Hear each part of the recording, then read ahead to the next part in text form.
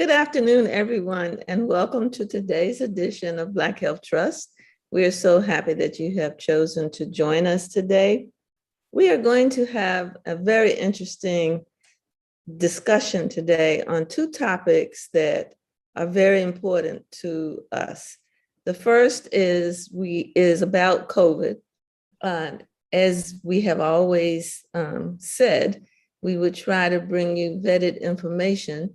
And we have our Director of Science for Black Health Trust with us today, Dr. Jordan Despani, who's going to bring us up to date on what's going on with COVID and the different variants and approaches that we need to consider going forward.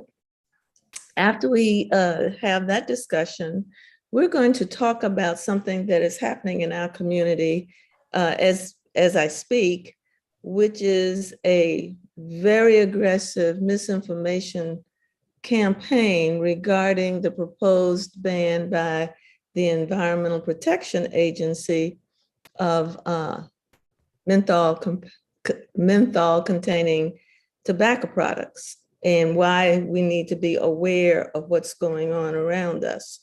So without further ado, that discussion, let me say, will be led by Dr. Mark Mitchell. So without further ado, let me turn it over to Dr. Randall Maxey. Good morning or good afternoon now, Dr. Neighbor Stevens, and thank you. We are looking forward to our discussion today. And as we've been doing in our previous weeks, we invite comments in the chat and occasionally some discussion from our other members of our medical and health advisory and our attendees as well. It is our intent to give what we consider vetted and important information to help make our community of color safe. Let's go with the first slide, Simon, please.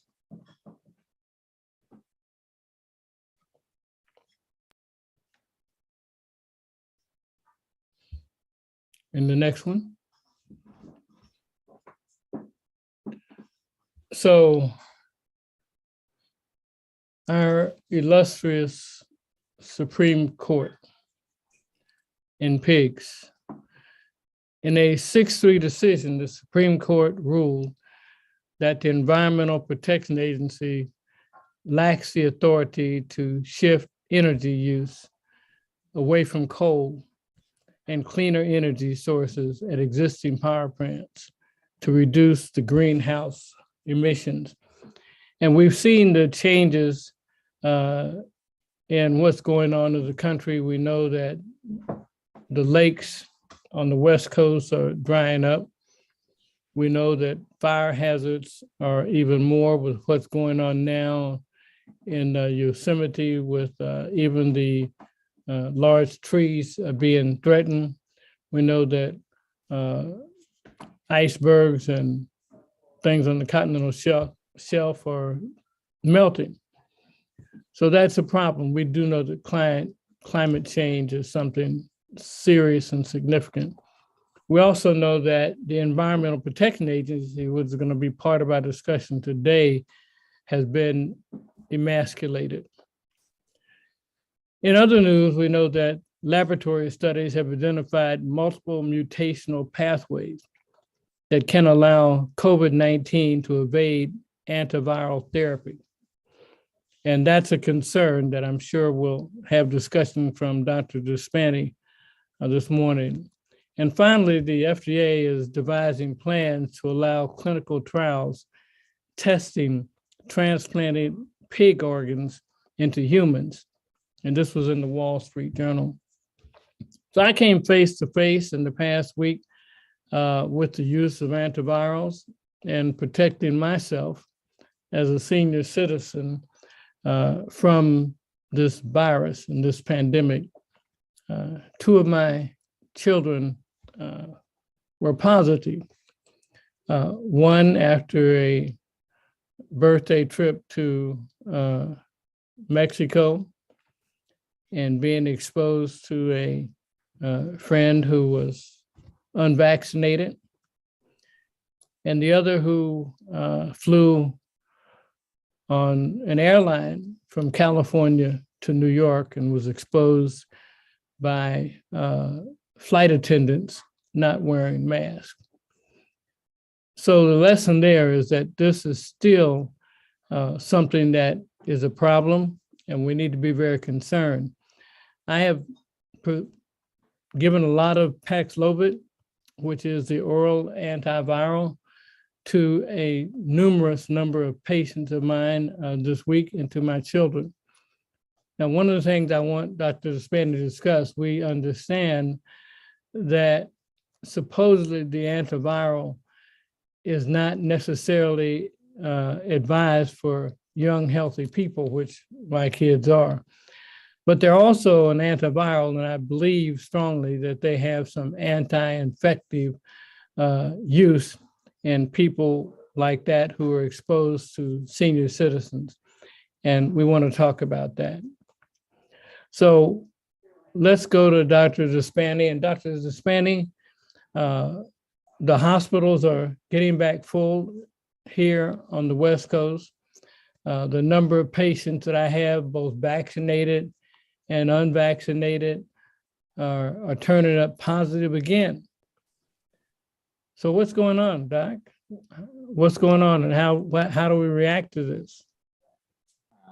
What's going on is that we are now in sixth wave of the pandemic.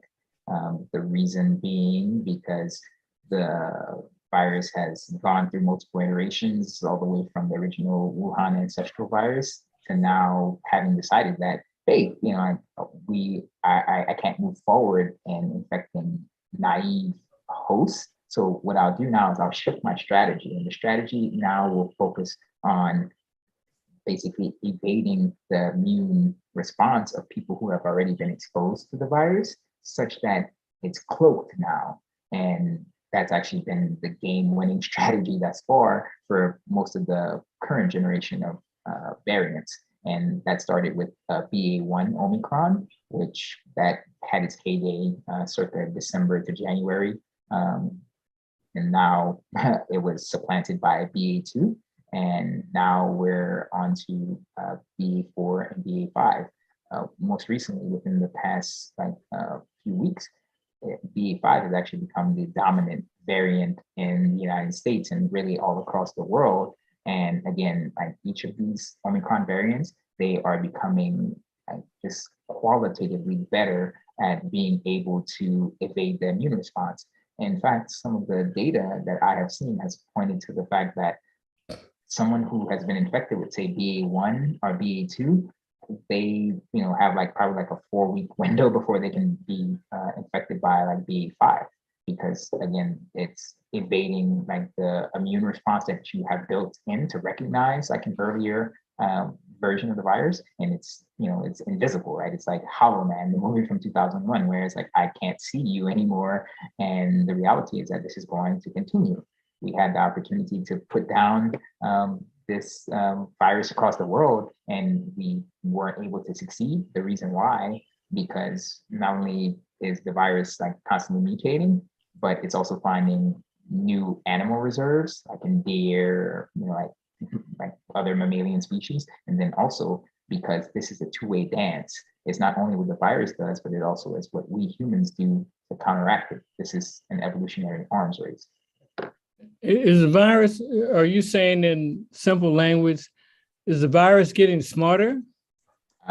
Viruses don't it's not wise to anthropomorphize a virus or a bacteria, but the virus is not getting, it's not getting smarter. It's just that it's seeing what works in the current environment. And because everybody already has been exposed, the family of the SARS coronavirus 2 viruses that are most successful are the ones that are finding ways to cloak themselves and hide in the immune system. So it's oh, you already have been exposed. You've either been infected or you got the vaccine. I don't care. I'm gonna, find a way that your immune system does not recognize me. So that's the way that it works. Same thing with cancer.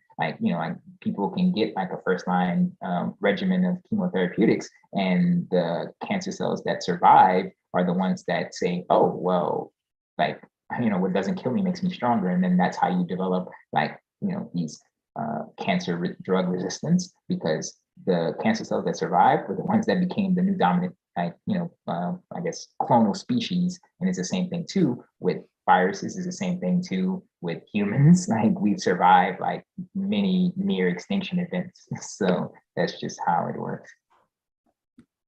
Dr. Neighbor-Stevens. Thank you, Dr. Despani. I have been waiting for the last several days for today, because there are a couple of things that I really would like to hear your expertise on. The first is about what I've been reading about the proposed bivalent vaccines that are coming down the pike, thought to be maybe October. And although they are bivalent, they basically are already potentially inadequate because of the continued evolution, as you just alluded to. What is bivalent, doctor?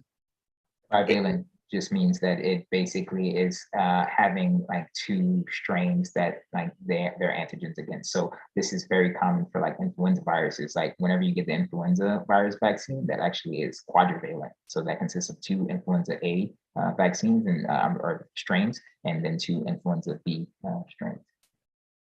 Thanks. So in light of the fact that we already know this, and this is July, what is the barrier? Because I remember a year and a half ago, or 2 years ago, when we were anticipating and then discussing the nature of mRNA-based vaccines, it was stated that because of that technology, there would be the ability that we would now be much more nimble in terms of vaccine production and would be able to meet the need that is present. And I'm not seeing that we're meeting the need. So could you speak to that?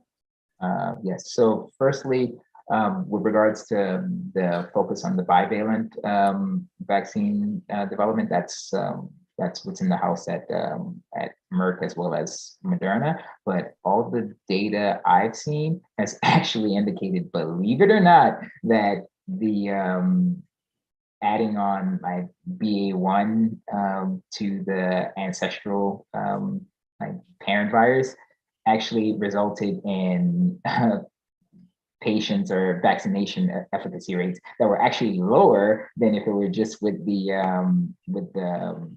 ancestral parent virus itself, paradoxically enough.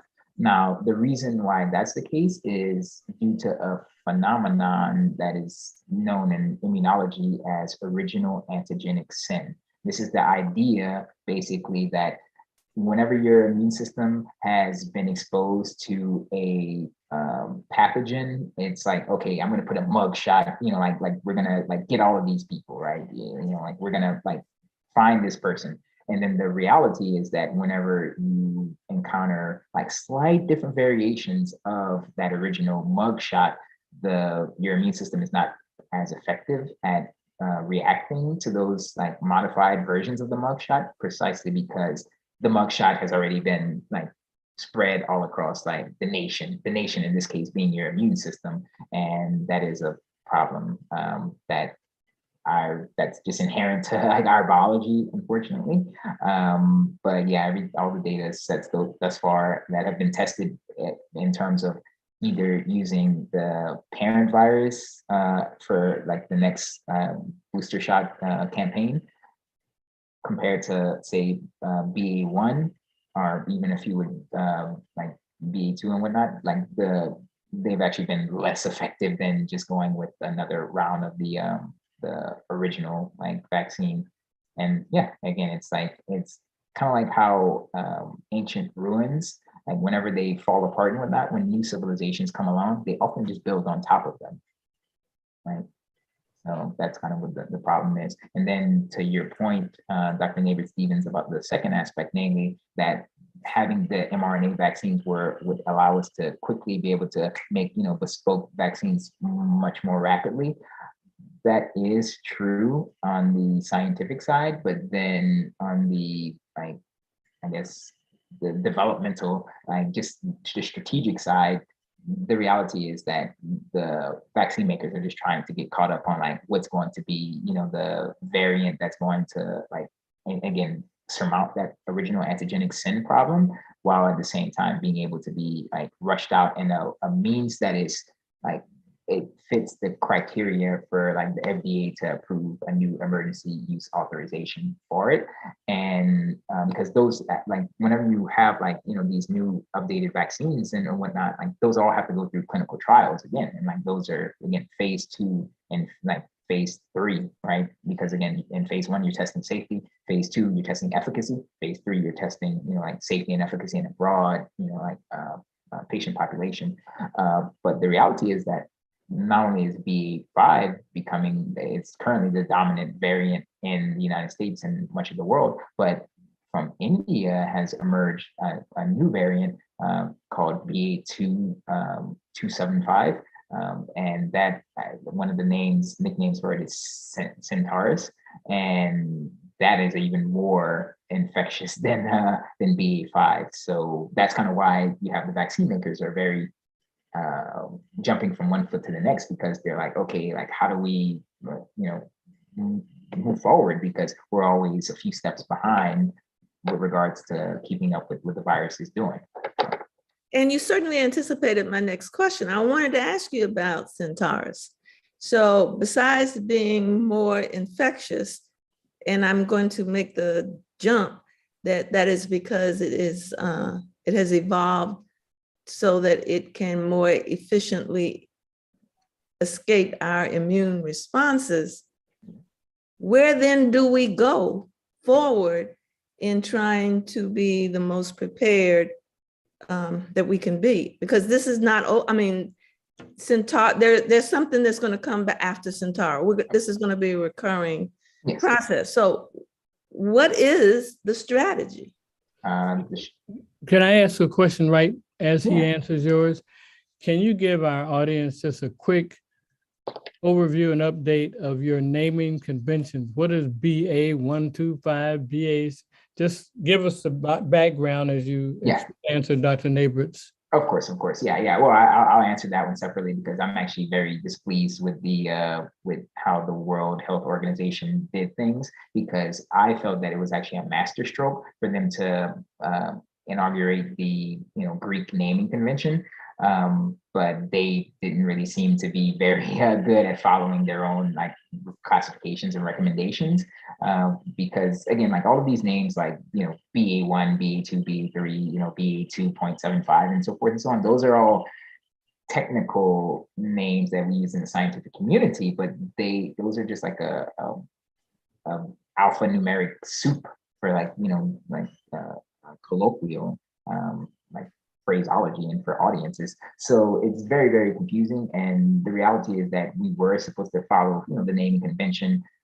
But the reality is that we skipped new because we were afraid that people would confuse the Greek letter nu for like new as in novel or new or whatever. And then we skipped psi because it seemed too similar to like the Mandarin last name Shi. So I think it just kind of all fell apart. So it's not very intuitive at all. But like with regards to the convention and whatnot, I just want you to know that like the BA, like those all refer to like on the family tree of SARS coronavirus 2, those all refer to Omicron. Omicron was this was a variant that emerged out of the blue. We still don't know where it came from. Again, there are some theories that it emerged from like an immunocompromised patient, the way that Alpha or Delta did.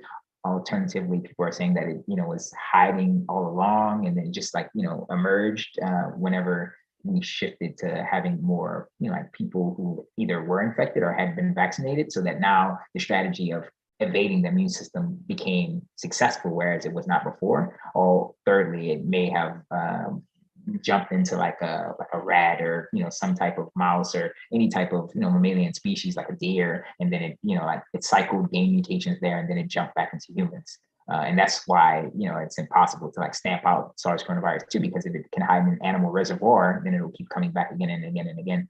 But, that's also the reason why we had the chance to kind of like bottle up SARS coronavirus 2, like, but that time has now passed. So that's kind of why, things will keep going down this hamster wheel of there being more mutations. But yeah, it seems that like SARS coronavirus 2 writ large has decided that, hey, I want to do Omicron, which had, like 50 plus mutations to be very immunoevasive. So hiding all around your immune system, like being stealth ninja, basically. And yeah, that's been the winning strategy, because from BA1 came BA2, BA5, like now BA2.75. So these are all like cousins within the same family of Omicron, basically. And remember, like of Omicron is like one family branch of SARS coronavirus 2. So that's kind of the winning strategy right now.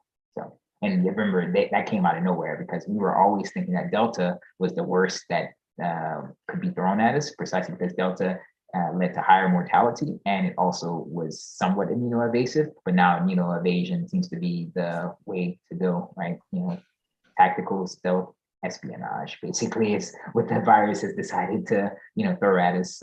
But yeah, I mean, with regards to Dr. Nabert Stevens' query as to like we know that this is going to be a continuing problem, like how do we like challenge it, and like how do we stand up and keep going in the face of like what is clearly an exhausted population, exhausted community, world community even, is that we need to be doing the same things that have been like hammered into us before. You still need to wear your mask, KN95 or N95 if you can, because you want to provide some protection for your mucosal layers. You don't want it to be getting in your nose. Secondly, like social distancing, like, if you realize, or if you feel that like, oh, okay, like I might be infected, like let's figure out things. But now it's more on a case by case basis, really. And then lastly, just like again, getting vaccinated whenever you can, because like the reality is that we kind of shifted more to like a weather pattern like focus of the virus. Like for instance, like now New York is in the like they're in like code red or red alert or something like that, and that's kind of how it has to be, where like we're like it's going to vary on a regional basis, right? It's not solely like, okay, it's just red and like this is going to apply to everything, right? We're now getting more granular, if you will. But yeah, I mean, this is the way that things are right now. So, and again, the other thing that I probably say from the vaccine makers side that they can do, like they can help if they actually like move forward with trying to create intranasal vaccines. Because again, like one of the problems is that even if you do get like the vaccine, or like an infection, that doesn't necessarily mean that you like you're out of the clear, right? You can still get infected, especially with these more contagious variants like BA5 and BA2.75. So it's important for the vaccine makers to create something that like, okay, it's easier to administer, like you don't have to worry about getting a intramuscular injection. And then secondly, it's something that can actually like hopefully halt the virus at the point of entry, right? Because that's the thing, the virus is entering mainly through like these, like these mucosa.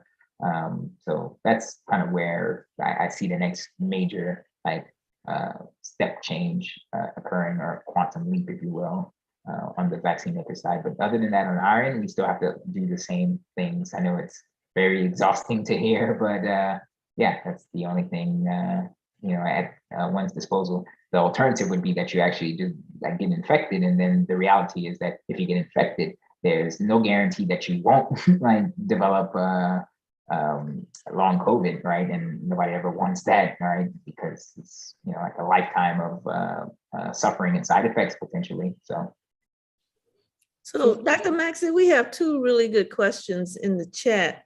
I'm going to take the second one first because it's most closely related to what we were just discussing. But then I'm going to take the first one second, because I too have heard several questions related to testing. So the first question is, since there are so many variants, is there a recommendation, or is it recommended waiting period for the vaccine booster after being infected with COVID-19? Yeah, I would say yes.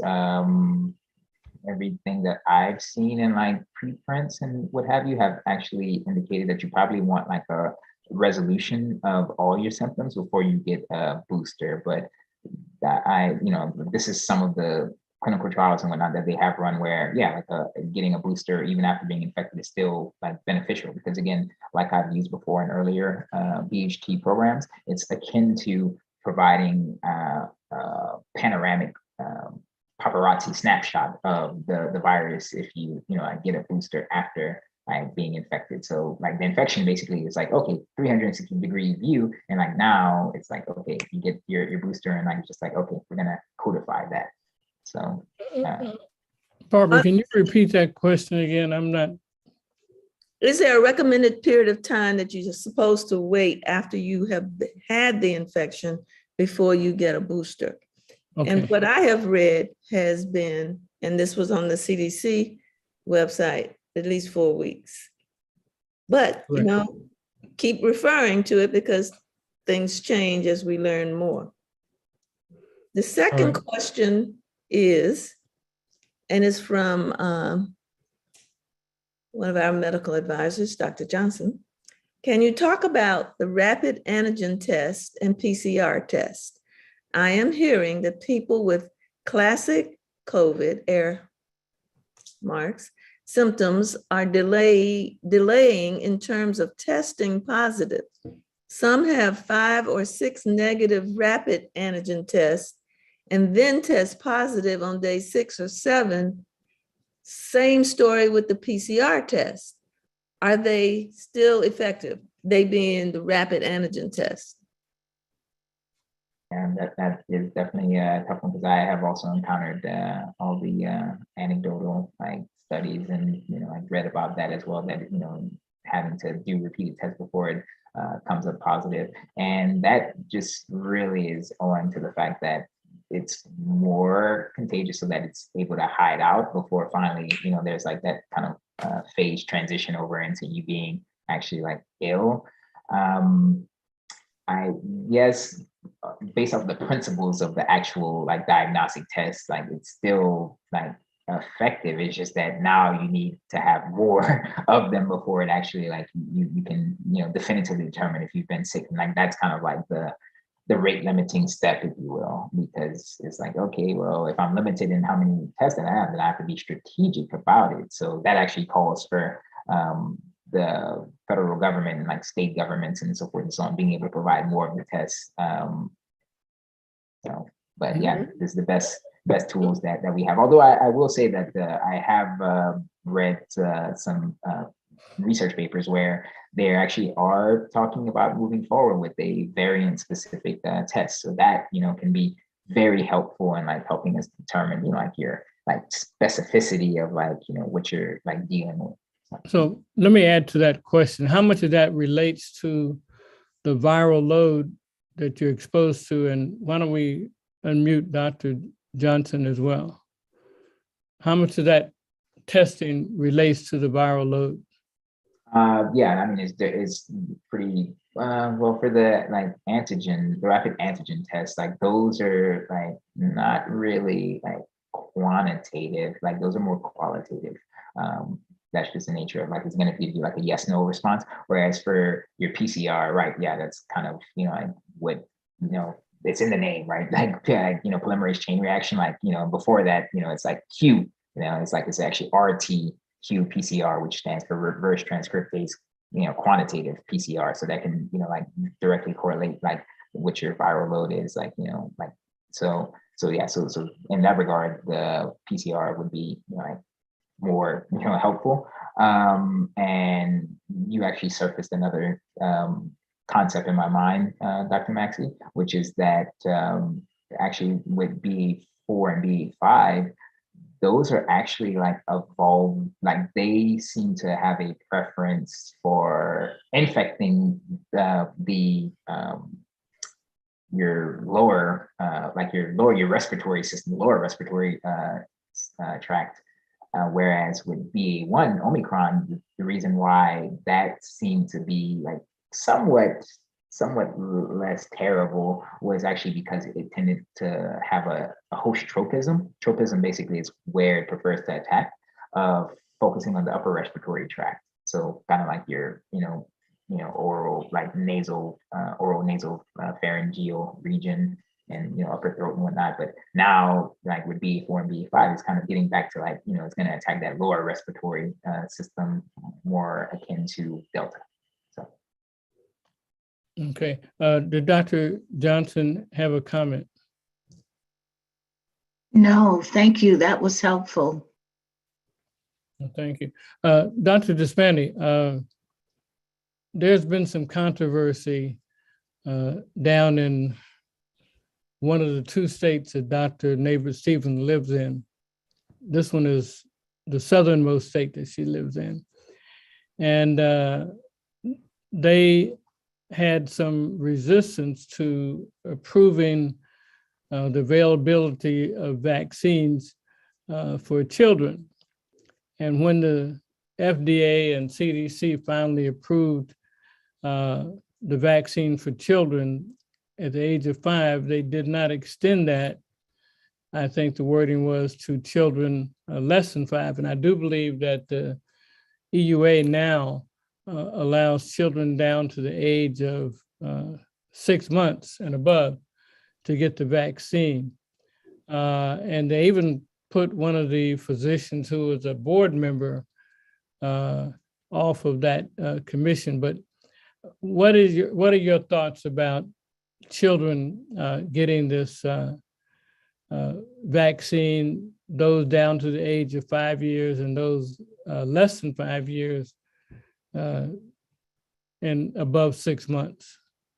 I am for that precisely because you need to break the chain of transmission. And even though the children are statistically less likely to develop like symptoms of long COVID, statistic does not mean an absolute, right? Meaning that you can still have kids that end up developing long COVID, right? And then the thing that people need to realize is that whenever the FDA is doing all of these things, it's putting demands on the vaccine makers or drug makers and whatnot to be able to determine how they're running their clinical trials, right? Where it's like, okay, for you to actually have a clinical trial that answers the primary endpoints and secondary endpoints that would allow us to give approval for this to go to the market, you need to have like X number of like kids in this age. You need to stratify it like this way, et cetera, et cetera. So just because people don't necessarily understand like what's going on in that or with the vaccine makers or drug makers, doesn't mean that they're not like doing what they need to do, right? The same way that you need to get a driver's license for you to be able to drive a car, right? Nobody's just gonna let Moderna, Pfizer, or Biogen or any of these people like approve things that are going to go into people's bodies without it having been tested, with the appropriate statistical power, right? That's why there is an FDA, right? And then even then, like they get what are called emergency use authorizations, meaning that that's not like that's a conditional approval, right? That can be pulled back, as more data becomes available, which is analogous to like a phase 4 clinical trial where some drugs are approved on conditional data, and then they have to get more data, and then that will determine if it stays on the market or if it gets pulled off the market. But no, I mean, all of this stuff is being worked out by scientists, and it's statistical powering is being done to make sure that what the drug makers say it can do, it can actually do in practice and in reality and in the human body. But Dr. Maxey, I'm not taking offense. Don't think that that's where this comment is coming from. In point of fact, I believe it's around only 30% of all of the eligible children in this country for COVID vaccines have actually received COVID vaccines. And so we have significant lack of acceptance currently in place. And my question to Dr. Despani is, given this very low uptake in pediatric immunization, what would you anticipate the school year will look like, especially the first half of the school year? So yeah, I think it's not going to be better than the past few years, but it still will have to be one of heightened vigilance, precisely because you're going to be encountering a heterogeneous student body, with some people being vaccinated, others not being vaccinated and whatnot. So that's going to be tough, right? Because there will more often than not be the children who won't be vaccinated, and right, that means that the students have to, the teachers have to actually like protect themselves on top of like getting like the vaccinated kids being able to handle somehow. That's really a tough one. I don't know, because again, the uptake numbers even for adults is very low. Like I think uptake for the for like older individuals, because they're entitled to get the fourth shot, which is like a booster dose, that's only about 30%, if that. So yeah, so I mean, you're seeing that there is a high attrition rate as more vaccine or doses are being approved and so forth and so on. And that is more of a socio-cultural thing than anything, because we have the tools, but if people aren't using them, then it's as good as working. So Dr. we have two questions in the chat, just so you know. Okay, but in terms of what's going on in Florida, my understanding was it was not only the initial resistance of the state government, but the fact that communities of color and lower income children didn't have access. Even though it was federally approved, the state agencies that give those out to physicians and whatnot were not making them available. And there was you had to order a certain volume if you're a doctor and going to give it in your office. So it was a lack of accessibility that was causing a burden to lower income communities, I think, in the end. There's so much that goes on down there to block the families that do want it. I do agree with you that the uptake has not been as much as we would have thought. And the issue of the reservoir being eliminated, as Dr. Despani said, is so important. I think it's important that we find a way to rid our communities of as much infectivity as possible. Go ahead with your questions in the chat, Dr. Okay, Dr. Despani, the first one is, how close to the expiration date on the home test should we stop using those tests?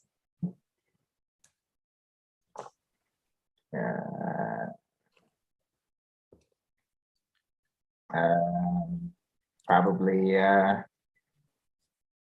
by the use by date, at least, before, I would say, just to be on the safe side. Like, I mean, it's kind of similar to like whenever you're taking small molecule drugs, i.e., like regular, like drugs, like say acetaminophen, which I think is known as Tylenol, like in terms of the trade name or whatever. You can take, like a Tylenol and whatnot if it's like, few months, maybe even a year, which you probably don't want to, but with these tests, you probably don't. You just want to toss them afterwards, because again, if like the sensitivity or the accuracy, sensitivity, accuracy, or specificity is compromised, specificity shouldn't be compromised, but sensitivity and accuracy, if they're compromised, then it's like, okay, it's not worth it. It's not telling you anything. Isn't there usually built-in 3 to 6 month barrier or with most pharmaceuticals? Yeah, for pharmaceuticals, but I mean, this is with the tests, I just would not trust it, because if it says by that date, then and you're trying to like determine some type of accuracy, I wouldn't chance it with a diagnostic test. Whereas at least with like a pharmaceutical, you would imagine that, okay, it may have like some loss of potency, but like that should be, like it shouldn't just be like, the next day it'll drop to nothing, right? It'll kind of be like a, almost a slow but constant, drop in efficacy or potency.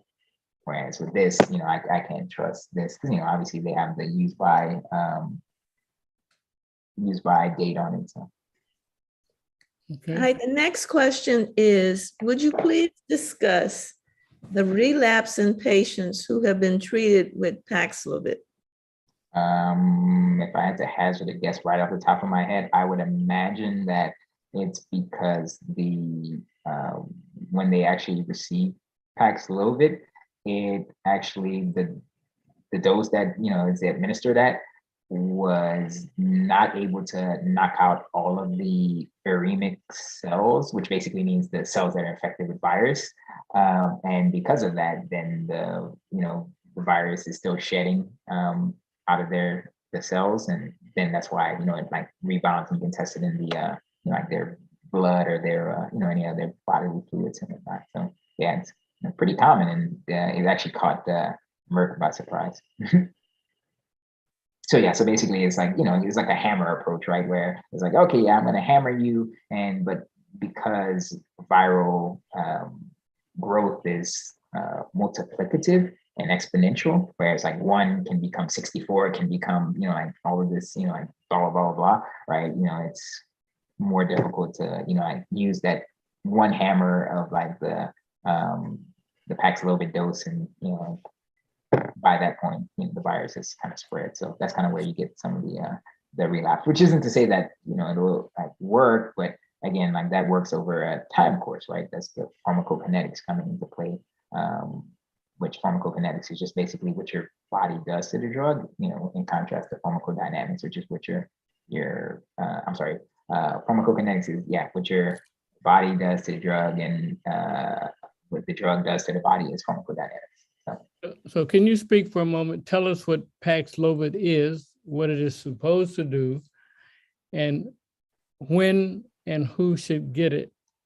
Yeah, so Paxlovid is an antiviral. I'm going off the top of my head here. So antiviral that, if I remember correctly, it should actually act to, let's see, because I'm blanking with molnupiravir. But with molnupiravir is an antiviral that actually is supposed to inhibit the protease. Okay, so which one is the protease inhibitor? The isnirvinovir, and then the other one is a booster for that. Molnupiravir, right? Yes. Okay, yeah. So molnupiravir is a protease inhibitor. So that basically is preventing a key protein that the virus needs in order to like complete its entire like life cycle.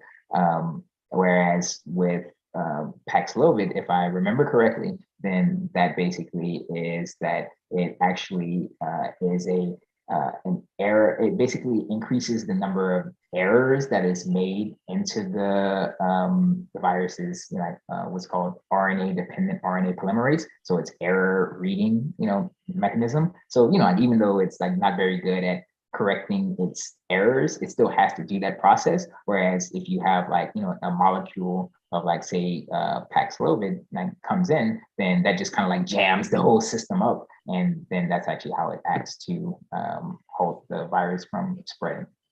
And the reason I ask you the question, according to the guidelines, the Paxlovid should be given to older patients above the age of 60 and those who are immunocompromised.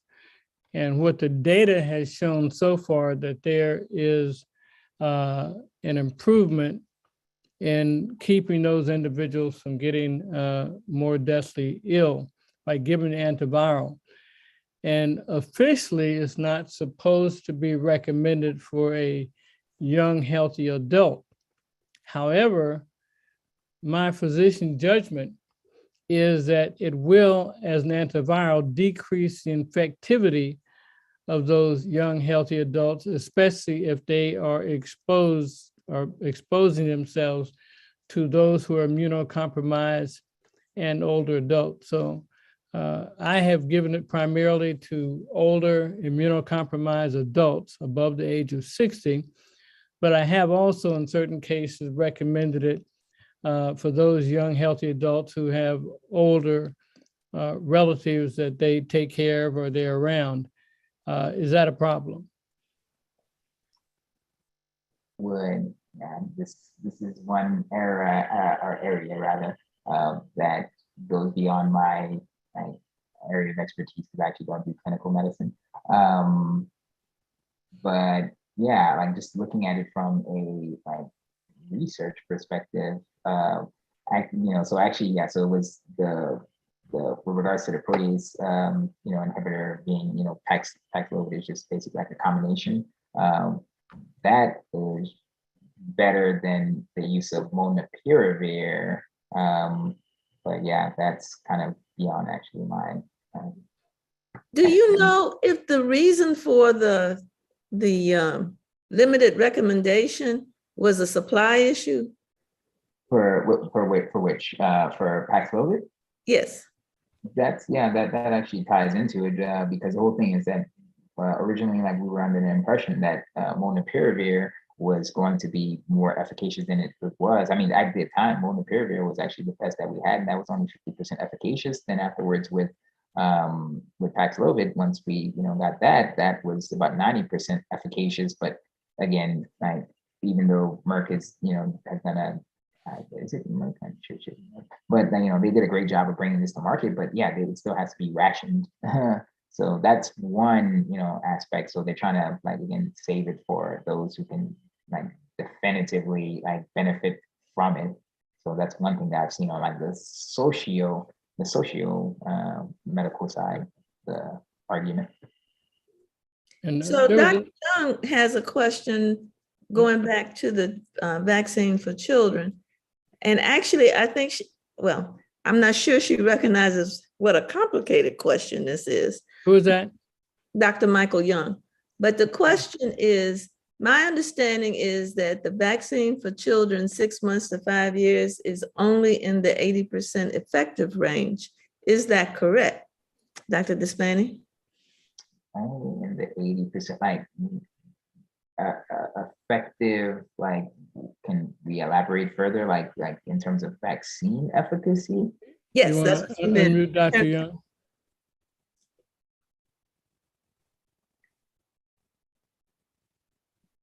Is she unmuted? She's not unmuted yet. Oh, not she is. Yes, good afternoon. Hello. Yeah, it's the effectiveness rate that I'm asking.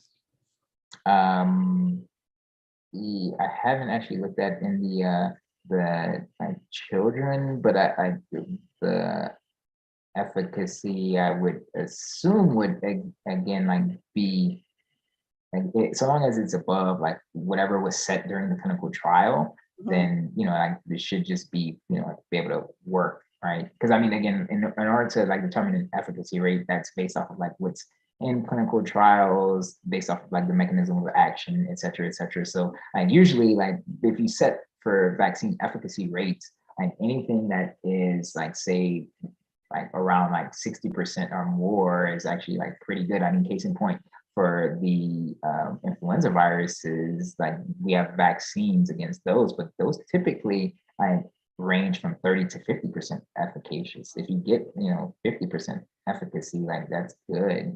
So yeah, so I don't sometimes be lulled by, like, the idea that, like, oh, it has to be, like, 90% efficacious, or, like, I don't want it at all, or anything like that, because again, it's different viruses, different pathogens and whatnot have different, like, natural efficacy rates. Like, case in point, they've been trying to make a Plasmodium falciparum vaccine for some time. Like, so Plasmodium falciparum is one of the major causes of malaria, and that's been pretty tough. I think that they're moving forward on a malarial vaccine, but that's been difficult. Same thing too with an HIV-1 vaccine. So yeah, and it all really depends upon the virus in question. And in this case, we do know that, yeah, they're, like, we can get efficacy rates that are like above 50 to 60%, which is kind of like a good threshold to clear for, like, a vaccine. So Dr. Johnson has provided some information regarding this. She says that for Moderna, Interim results show that the vaccine was 51% effective against symptomatic infection among children ages 6 months to 2 years, and 37% effective among those 2 years to 5 years of age. And the reason I asked that question is, we're getting, you don't have the uptake, especially for children in our communities. And some of it, I think, is pediatrician hesitancy, because we're not used to vaccine efficacy being that low for the routine vaccines that we give. And so you have a little more difficult time saying this is going to protect when parents are anxious about it, especially for the babies that are less than 12 months. So I was just curious. I know some pediatricians who they're not pushing it because they're not concerned. Yeah, mainly because it's 80% though. Like that, I mean, that's what stuns me, because the reality is that you can look at, like, that's an absolute number, absolute value that they're focusing on, right? 80.3%. But again, like, whenever you're considering, like, within the literature, or even like just the full field of vaccinology and immunology writ large, usually you have to do like a relative approach. Like I said, like, most of the times we usually only get about 30% efficacy for an influenza virus vaccine, and to the best of my knowledge, that's typically used in kids, not like as young, not like, I don't know what if it's given to influenza virus vaccines are given to 5, like kids at 5, or that's beyond my area of expertise. But the reality is that it's like, I think people are sometimes allowing perfect to be the enemy of the good. Because that stunned me. It's like, oh, it's 80, it's not 90%, and whatnot. Like, again, as Dr. Johnson was so helpful in providing, this was before like the Omicron, variant became dominant. So like all of those numbers, like these are always backwards leaning. And then I also was shocked that like the preliminary findings were based on 10 symptomatic cases. It's like, okay, well, if I don't have the time on this Zoom call to like go into like showing you guys how you go through analyzing clinical trials and whatnot, but it's very involved, and it's like 10, like, okay, maybe, but let me see. But I mean, I can assure you that the 80% efficacy and whatnot, that was before their bodies had any chance to meet Omicron. And like now that we're on BA.5 and BA.2.75, like more likely, it's more realistic that the virus or the vaccine will only be about like 60% efficacious, like at most. So that's why you have to get multiple dosing and whatnot, because you can get back to like that 93-95% threshold and whatnot, but you have to keep getting boosted, because that's the whole thing. The virus is going incognito in your face. So like just getting like the 2 doses or 3 doses and whatnot that's not enough, right? Again, this is a race. It's not like a one and done. And I think that's what's killing people, because they have these preconceived notions of like what a virus can or can't do. And it's kind of almost similar to like how people are like deal with tornadoes and stuff, like, oh, a virus can't, or rather a tornado can't like go over water. Like, yes, it can. Like, oh, a tornado can't go above a mountain. Yes, it can. So that's kind of the problem, that people are not really like looking at the totality of how this works, and that this is a marathon, not a sprint. So Dr. Sherrod wants to know, to what extent does the vaccine interfere with the transmission of the virus in children? To what extent does the vaccine that's pretty much the same, like that's kind of like almost a little bit of a reciprocal of the question that was asked earlier, because the vaccine, like the reason why a vaccine is utilized is in order to actually like counteract like viral, like transmission. But if I'm, if I were to just go off the top of my head, like I would probably say that, okay, like this can protect the individual, but that's not a guarantee that it provides what's called like neutralizing immunization. Neutralizing immunization is like the gold standard, where it's like you get this vaccine, and then like you're not able to like transmit it to anybody, and you're protected. Like that's a gold standard, and unfortunately, we're not good at achieving that with this virus, because the virus is like, oh yeah, humans, you want this, I don't, so I'm just gonna keep evolving, right? You know how they say the only constant in life is change? That's what the virus is doing, and humans kind of need to catch up, or they kind of get out competed. Dr. Despandi, is the real question, what's the effective difference between a vaccine and an antiviral? What's a vaccine? What does the vaccine do in terms of infectivity? What does an antiviral do in terms of infectivity? Right. So the vaccine is supposed to serve as like a prophylaxis. It's supposed to prevent, like you get this like to protect yourself beforehand. So, and that will build up your immune system's like responses, T cells, B cells, et cetera, et cetera. Now, with an antiviral, on the other hand, this is something that you take, like, again, you can take it before, like it can be like what they call pre-exposure prophylaxis, but antivirals can also work in the immediate, few days after your viral infection, like, before it actually reaches its peak. And that is, like also called like PEP, post-exposure prophylaxis. So the thing is that you want to get, like, again, like let's use this as like a sports comparison, where it's like, like you're not going to go to the Olympics if you haven't, like already, work your behind off to like, get in shape and so forth and so on, which is the vaccine. But let's say that you get onto that stage and like you don't have the right I don't know, like cleats or something like that. Okay, well, like the race is like right about to start, but you can change the cleats, and that's the antiviral is. Good. First of all, there's one more comment I want to make on the antiviral. Somebody asked about the Paxlovid and relapsing. Some of the studies around that, I understand, showed that in some cases, the 5-day recommended dose of twice-a-day dosing was not enough in those cases, and they might have needed a 10-day treatment. And therefore, there might be some justification in certain cases of giving them one refill for the Paxlovid to prevent the relapse. That maybe that 5-day treatment window in certain cases was not enough. So some doctors will do that.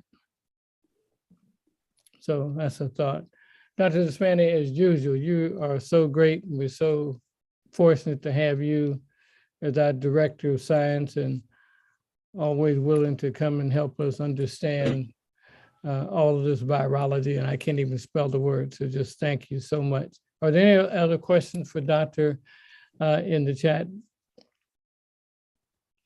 Dr. Neighbor-Stevens? Yes. I want to comment that Dr. Johnson put 2 additional messages in regarding the efficacy, and I want to thank her for providing that information. Dr. Johnson, you're becoming a hero. So I want to bring up another issue. And Dr. Mitchell is on.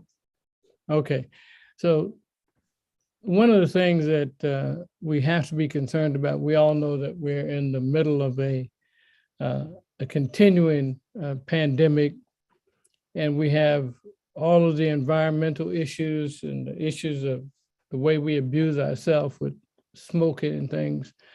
But I want to make sure we don't lose sight of the things that are happening to us every day. I remember when 9/11 happened, and I think 3,000 people died in that tragedy in New York of those buildings coming down. And it occurred to me that more than 3,000 people a day die from cardiovascular disease, heart attacks, high blood pressure, and stroke. And that is a daily occurrence, not a once in a lifetime occurrence. So a month or so ago, I was accompanied by a gentleman who's online with us named Shabu, who has a company called InstaMD that's going to be working with me and the Black Health Trust and hopefully the National Medical Association. And they provide what's called remote patient monitoring, where we can help people maintain a healthy cardiovascular system, blood pressure system, anti-stroke system. And it's shown, for example, by just meeting your blood pressure goals of 120/80. Most people think that it shouldn't be that it should be higher, 130, 140, but studies have shown that by maintaining that blood pressure of 120/80, you cut the risk of stroke by more than 45%. And I just want to give him his due on that, Shibu. I think you're doing great work, and we're going to help our physicians see how some of the inventions that you have done can help us monitor our blood pressure in our communities of color. Because every day we have a 9/11 with cardiovascular disease. Shabu, you have a word? Can you unmute him a moment, Simon?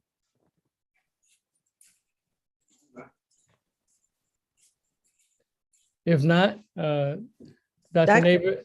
Dr. Gibson had a question, and I apologize. It took me a minute to figure out whose hand was up, but it was Dr. Gibson. And Okay, Dr. Gibson, we'll do this before we go to Dr. Mitchell. Well, no, I understand. It's because my there's so much melanin in my hand. It's difficult to see it in the beautiful Black Health Trust black background. There are a couple of things that I wanted to interject, if I may. In recent observations on the part of the FDA, there were approximately 5,400 children that were vaccinated, and these children were between ages of 6 and 23 months. And there was about a 64% efficacy rate in that group. And 2 months after that, the vaccine showed 50% efficacy rate. So those are things of import. And I would like to address something that Dr. Maxey touched on earlier about the Paxlovid. I believe it's important to remember now that there's a reason, very good reason, that these medications are recommended early on, as in within the first 5 days, because that's when they are at their efficacious best. After which, the better off. And quite probably, the problems that we've had with the relapse and such have to do with folks not really identifying that 5-day window. And when that happens, you can have all the medication and ritonavir booster you want. It's just not going to change the outlook or the outcome. As far as infectiousness is concerned, I would like to remind everyone that infectivity is infectivity, and even if you're vaccinated, you're still going to be infectious. So keep that in mind, and remember that even if you're vaccinated to the hilt, to the nines, you're still infectious. So there's a reason why I have used gloves on my face mask, on my avatar. Thank you. Thank you, Doctor. Dr. Neighbor Stevens, would you, first of all, thank you, Dr. Despani. Appreciate it. Hope you can stick around. Dr. Neighbor Stevens, do you want to introduce our next guest? it will be my pleasure. And I'm in deep gratitude to our next speaker, Dr. Mark Mitchell, who on very short notice responded to my request that he join us today. And all of this was precipitated by what I observed twice this week, and maybe some of you have also experienced it. Earlier in the week, I heard the mother of, I never can remember his name, Eric Gardner, Mrs. Gardner, on a radio spot on the Black radio station here in Tampa, speaking to encourage everyone to discourage the Environmental Protection Agency from enforcing their proposed ban on menthol flavored tobacco products. And when I heard it, I said to myself, now that's weird. Why would she, of all people, be doing this? And her argument was that by instituting this ban, it would increase police presence in the Black community and put more Black men and boys at risk. And I said, that didn't make sense. But I was, I didn't think about it. And then yesterday, I heard another ad on the radio by somebody that I didn't recognize, but he too was taking this position that it was going to increase police enforcement in the Black community. And I said, okay, this is not making sense. So I reached out to our next speaker, Dr. Mark Mitchell, who has a long career in working on improving environmental health issues, including health, climate change. Our exchange began many years ago with toxic landfills in Black communities. He has devoted his career in looking at how we can improve our environment. He is currently the Associate Professor of Climate Change, Energy, and Environmental Health Equity at George Mason University. Without further ado, I'd like to bring on Dr. Mitchell. Thank you, Dr. Naybert-Stevens. As you may know, the National Medical Association has taken a stance that menthol cigarettes should be banned. That's because 85% of Black smokers smoke menthol cigarettes. Why is that? It's because the tobacco industry has been targeting the Black community particularly for the last 30 to 40 years. I first started on looking at how the tobacco industry targeted Black smokers in the 1980s. They started in the 1970s, but it became clear to me that they're targeting Black smokers. Because of the ads, because of their sponsorship of sporting events, and because so many African American organizations are sponsored by the tobacco industry. And so you were absolutely right to question what they are saying. They have a lot of money. And they are, and they have a lot to lose. If African American, if we stop smoking and we live longer, then that's bad for the tobacco companies. And so that's why they have launched this major campaign. So let me back up a little bit. In answer to your question. The Food and Drug Administration, the FDA,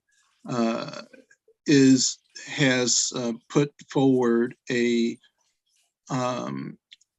proposal to ban menthol in cigarettes and to ban all flavors in cigars, including little cigars, cigarillos, or blunts. And so the reason. And what they're doing is that they're proposing that the manufacturers stop producing. They have no authority, nor have they had any interest in banning possession or use of any tobacco products, including menthol. That they don't have they can't, even if they wanted to. They don't have authority over police or any other law enforcement. And so there's no way that they can get police to enforce smoking of menthol cigarettes. They don't have that authority. So it's just a big scare tactic by the tobacco industry. And they, we know that they have funded in the past a lot of African-American organizations. And this appears to be, and they all say the same thing, exactly the same thing. So we know that there is a campaign to raise doubt in the Black community. That's what they pay their big advertising companies, is to come up with messages that sound like they might be might be true and might be important, even though they are not, that they're not true and they're not important.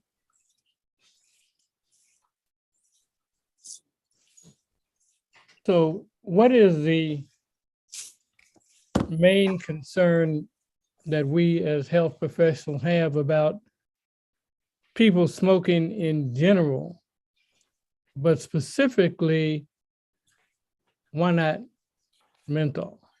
Right. Okay, well, so we know that cigarette smoking is the leading cause of death in the United States. It contributes not only to lung cancer, but to lots of different cancers, and to COPD, and to cardiovascular disease. We know that people with who smoke and also have diabetes are much more likely to have amputations. They're much more likely to have, both smoking and diabetes are diseases of the small blood vessels. And so, we're going to have very poor circulation, which leads to amputations. So we also know every year there are 480,000 deaths due to cigarette smoking. That's 1/5 of all the deaths every year is attributable to cigarette smoking. And there's another $300 billion in healthcare costs that are associated with smoking. We also know that 45,000 African Americans die each year from smoking-related disease, which is more than any other cause. And we also know that, like I said before, that 85% of Black who smoke menthol cigarettes.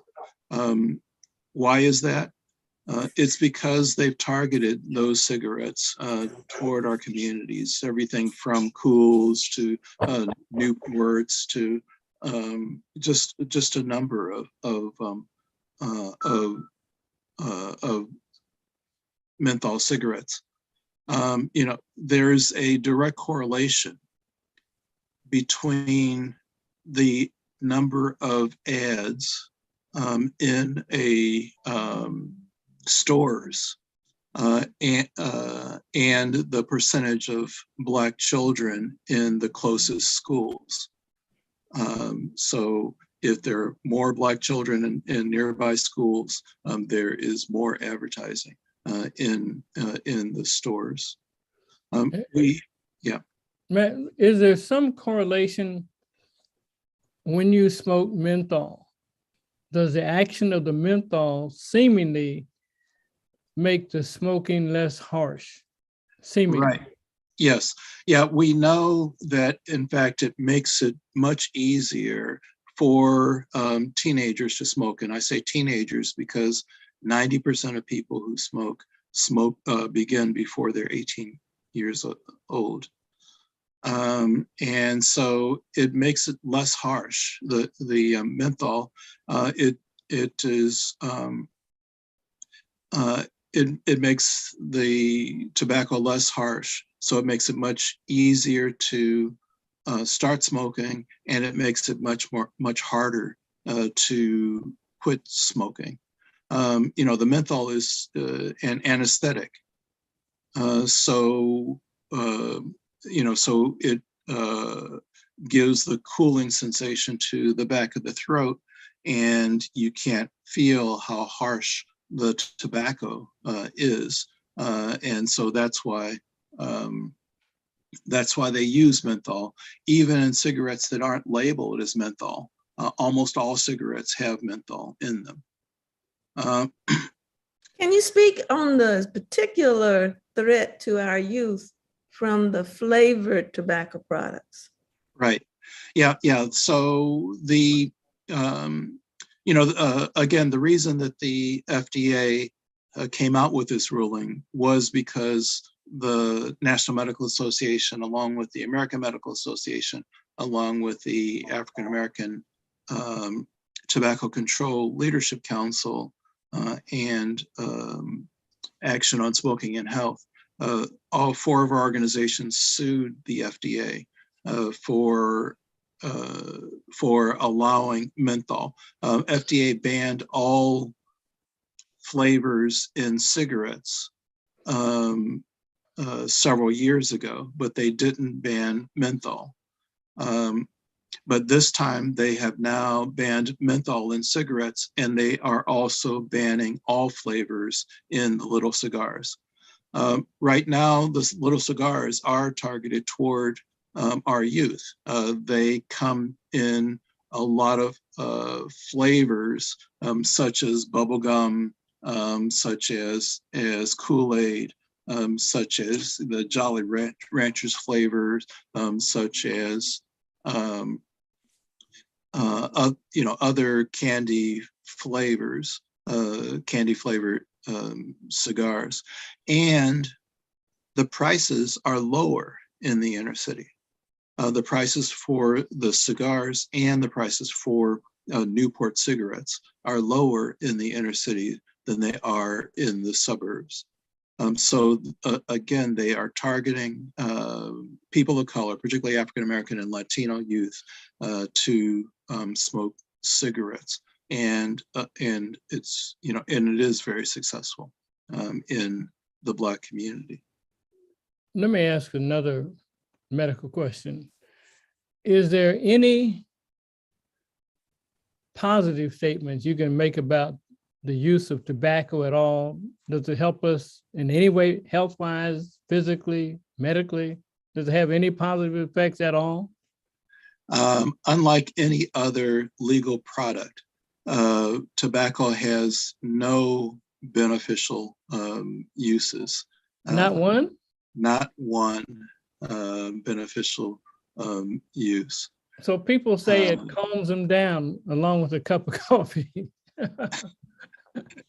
Right. I figured it must do something. Maybe it cools that last nerve out. Well, it does for people who are addicted. If you're already addicted, if you don't have the cigarettes, then you get much more nervous. And then when you smoke a cigarette, it will calm you down. But if you've never gotten addicted to cigarettes in the first place, it won't have that effect. But it causes vasoconstriction, it elevates high blood pressure. It can precede a coronary heart attack by decreasing the caliber of those arteries. I could not think of anything that tobacco does positive. And even for those who smoke and don't inhale, like Bill Clinton, it can cause tongue cancer, lip cancer, and all those oral problems there. Plus, it makes your breath smell bad. And your hair stink. That's what we tell people. and speak just a moment on another deadly thing that it does is secondhand smoke. Right. I had a mother-in-law who passed and never smoked cigarettes a day in her life, but she died from lung cancer. Right. Yeah. We're seeing a lot more people die of lung cancer who never smoked a day in their life. And part of it is due to air pollution, but a lot of it's due to secondhand smoke. People who inhale secondhand smoke have the health effects of smoking at least one cigarette per day. And this is particularly a problem for African American children. 2/3 of African American children are exposed to secondhand smoke, as opposed to 1/3 of white children. Can you go back to that? One cigarette a day does what? Yeah, so secondhand smoke is equivalent to smoking directly at least one cigarette a day. So that's. And that smoke gets in your draperies, in the couch, in the rug, in the wallpaper. Right. And can even penetrate walls, I understand, including drywall. Well, that's actually what we call third-hand smoke. Okay. Is the smoke that's from your clothing, from your from the draperies, from the furniture. When I was coming up, we didn't have third-hand smoke, but now we have third-hand smoke. And so, yes, they have also, that has also been associated with increased risk. So I want to circle back to why we are having this conversation.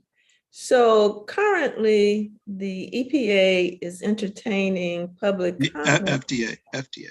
I'm sorry, FDA is entertaining public comment, and obviously what they want is to try to encourage people to speak against the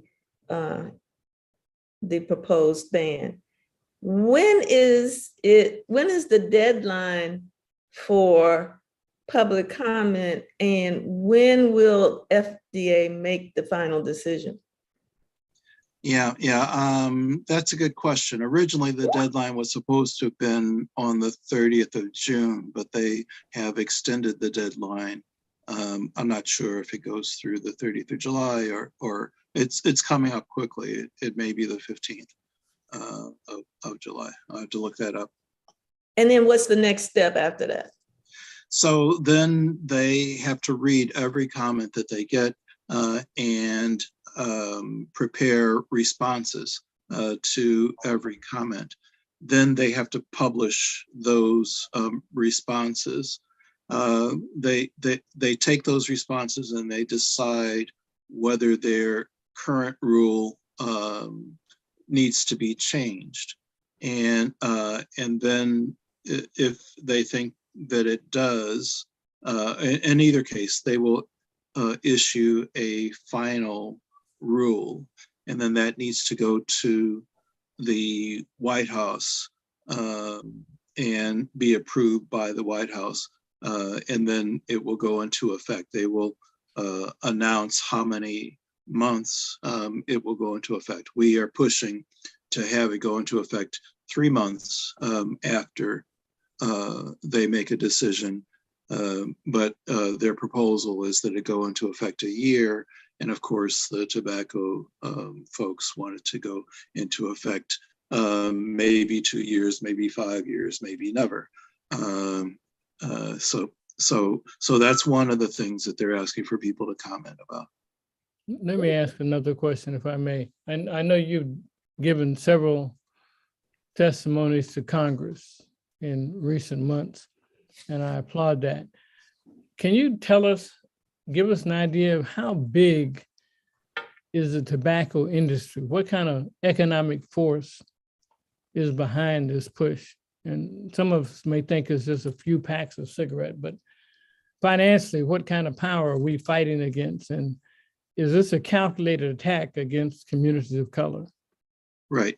Well, it is a calculated attack against people of color, particularly African Americans, because they make more profit off of a pack of cigarettes than the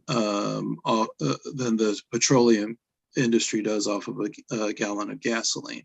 It is a very profitable billion-dollar industry. So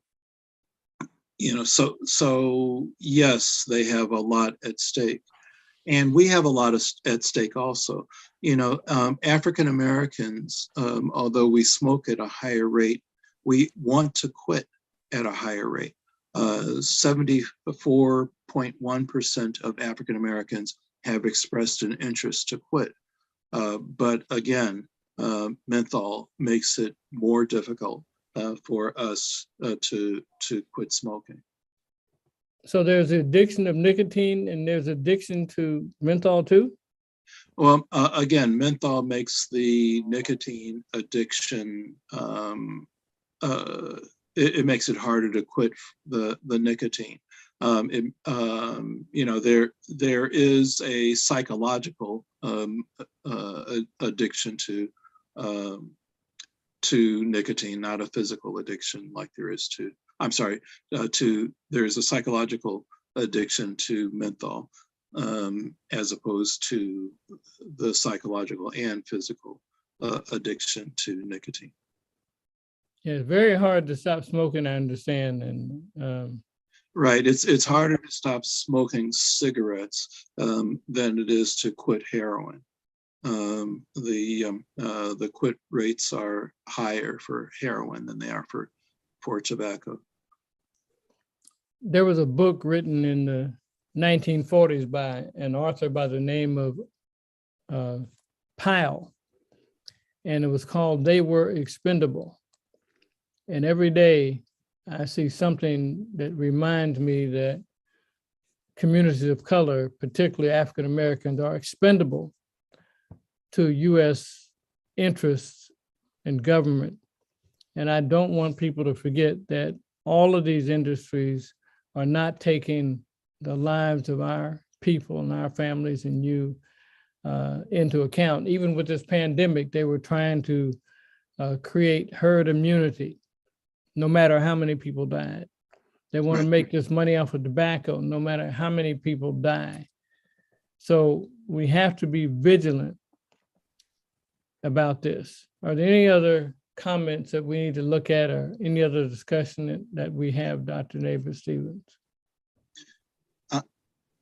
I did want to comment. You talked about COVID and again, the chances of getting severely sick and hospitalized or dying from COVID is greater among people who smoke cigarettes than those who don't. We're also very concerned about the e-cigarettes, but the FDA is not proposing at this time to ban menthol from electronic cigarettes, and so we are concerned about that also. Why is that? Why are they not proposing that? They just chose to do these two things first. I don't know, I'm hoping that they will get around to it, but they chose to propose banning menthol in cigarettes and all flavors in the blunts, the little cigars right now. I don't want the impression to be made that the e-cigarettes were not in play. They were brought up. It was just that they were punted back. They were what? Punted back. They wouldn't take it up. So it's true, I believe, Dr. Neighbor-Stevens, that many of our Congress people are paid money by these various industries. Over the table, under the table, they support their campaigns. And so many of these Congress people choose their job security and their pocketbook money to come from these industries that are set to kill us. And I'm concerned that we don't have real democracy. We don't have real honest representation by and for the people because we're corrupted by financial interests. That's just my personal view, but I believe many people would agree with me on that. Well, certainly Dr. Johnson agrees and points out that not only is it the tobacco, but it's also the gun and the alcohol lobbies that are very powerful. And the dairy industry. Right. So my experience with elected officials is that as long as they don't hear from their constituents about something, then they will be willing to take money from just about anybody. But if there are enough of their constituents, like, if they get 5 letters, 7 letters saying that they should oppose X issue, that they are much more likely to to do the thing that their constituents want, because they know that those 5 letters, those 7 letters represent tens of thousands of people. I'm so glad you said that, because one of the things that I really tried to have us leave as a message at the end of the day on these programs is, what can we do? And I really never believed that letters made a difference. And so can you speak a little bit more about how we can make a difference? Right. So, yeah, I think that, that writing an email, if they know that it's from an independent, from one of their constituents, and it's independent, then they really do pay attention, or calling their office, or better yet, if you can go visit their office, either their home district or their DC district. If they hear, about an issue, if you write on social media that you're concerned about something, they listen to that. That's what they do. They, about 90% of what they vote on, they don't really have a stake in, and it doesn't matter to them. It doesn't matter that much. And so if they hear, and they don't hear from their constituents for about 90% of the issues that they vote on. So it matters if they just get, like I said, 5, 7 letters. When I say letters, that's the old-fashioned way. Now it's emails, phone calls, social media is, or dropping by their offices and speaking to their staff, either in district or in DC. That it does matter. So when they first proposed regulating cigarettes, when the FDA was first regulating cigarettes, they and Congress did say that they needed to ban flavored tobacco, but they exempted menthol. Why did they do that? A lot of it's because of the Congressional Black Caucus was against it at that time. But since that time, I think it's because of, like you said, that they were getting funding from the industry, and they weren't hearing from us, particularly us as Black physicians are particularly influential in something like this, or Black healthcare workers in general. But now many of them have changed, and most of them are in support of banning menthol cigarettes. But we need more. We need all of them in support of banning menthol cigarettes. So in the chat, there has a really good point has been raised.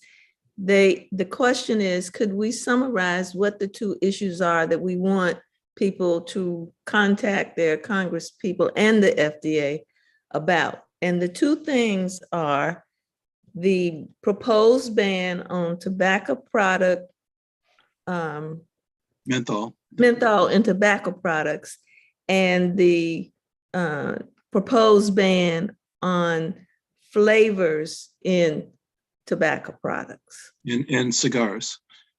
Yeah, so there are 2 things. One is making sure the proposed ban on menthol in cigarettes, and the proposed ban on all flavors, including menthol, in cigars and little cigars, including little cigars and cigarillos.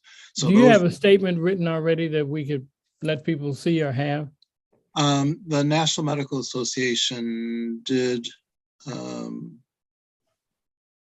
I believe we do have a statement. In other words, I want people on this call to have something that they don't have to create, that they could simply sign and send in. Okay, I'll look and see what we have for that. But I may need to get that to you. Okay. And another thing I'd like to do, the one thing about people in the Jewish faith that I appreciate, whenever they want attention, they call something anti-Semitic. We need to have a list of all the things that we consider anti-Black. It's a lot of things. And make that our byword for people who are, we should say people, these tobacco companies are anti-Black with this menthol. There are people with other anti-Black things, and we ought to start raising hell around everything that's gonna kill Black people or make us do worse in different areas. So we're gonna come up with a list of anti-Blackisms, just like they come up with anti-Semitic things. And it's time that we have to look around and start being for some things, but we need to be against things that we know, and we need to speak up about them. I certainly am glad that Dr. Nabert invited you to speak today. This has been very educational, and we're getting close to the time where we close, but I'd love you to have some closing thoughts. Yeah, I think that things are changing, things are progressing, and that it does make a difference. Even though there are still a number of Black organizations that are funded by the tobacco industry to speak against our interest as a people, I think that that we can make a difference speaking to our elected officials and speaking directly to the Food and Drug Administration and responding to their request. And also for those of you who are members of the National Medical Association, it does make a difference. This is the kind of thing that we do, speaking, with you and making sure that you know about these kinds of things. So I would encourage people to join the National Medical Association if you are eligible, or if you're a Black physician. Otherwise, we have associate memberships for others, and I would encourage you to support our efforts. Would you care to name some of those Black organizations that take tobacco money? You're welcome. Well, we know that the National Black Publishers Association, which has a wire service for the Black press, we know that they have ads from tobacco companies on a regular basis. And so, so I'm not surprised that Dr. Nabert Stevens heard something on the Black stations, and I expect that others will too. We don't know about a lot of the others. I know, like I said, I started in the 1980s when the Congressional Black Caucus took money, but they don't do that anymore. And a lot of organizations have moved away from it. The NAACP has issued, their opposition, their support for this resolution. The Delta Sigma Theta, a sorority, says that they also want menthol banned. A lot of Black organizations are on the right side, but there are a number who are on the wrong side. That's Dr. Nabert's organization, right? That's right. Oh, I'm sure she was the one that did it. No, I can't take that credit, but I do want to again acknowledge our shero, Dr. Johnson. She has popped in the chat the statement from National Medical Association as well as the link so that we can do something this week to move this along. So please take a look in the chat now and grab that information. And Dr. Johnson, would you forward that to me? I'm going to send it out in our next mailing so that people can get it there in case they can't take a screenshot of that chat room. Well, again, thank you, Dr. Mitchell, for your astute presentation. And Dr. Neighbor, do we have some final comments? You know, I am just so pleased that we had both of our speakers here today. They came when we needed them and when we asked. And I hope everyone today takes away the fact that we are battling on every front. There is no lack of work for anybody to do. And to, as they say, stay woke. Is Dr. Despani still on? I wanted to give him a chance for final words. Yes. Can you unmute Dr. Despani? If not, my final words are what we use every week. Use common. Dr. Despani, there you are. Yeah. In terms of like I actually will start to steal some of Dr. Maxey's thunder and say, like, yeah, use common sense, because at the end of the day, the virus is always changing, but like the strategies and tactics that we need to enforce, like they've already been in place for, you know, some time now, over a year. So like utilize those, because at the end of the day, you need to be safe, you need to be protected, and you're ultimately responsible for your own health. Well, thank you very much. I got some more thunder. I think the Black Health Trust should stop being on the defense and let's go on the offense, and let's be aggressive about taking care of our communities and our health. And the health starts with you and protecting yourself against this virus, protecting yourself against those diseases that tend to be more prevalent in our communities, such as cardiovascular disease, high blood pressure, diabetes, obesity, eating right. And I still encourage people to make sure their immune systems are maximally nutritionalized by the way you eat, the way you exercise, and the way you protect your families. Thanks, everybody, for being here. Have a great Sunday. Thanks so much for this opportunity. Thank you. And thanks to Simon for our production today and every Sunday.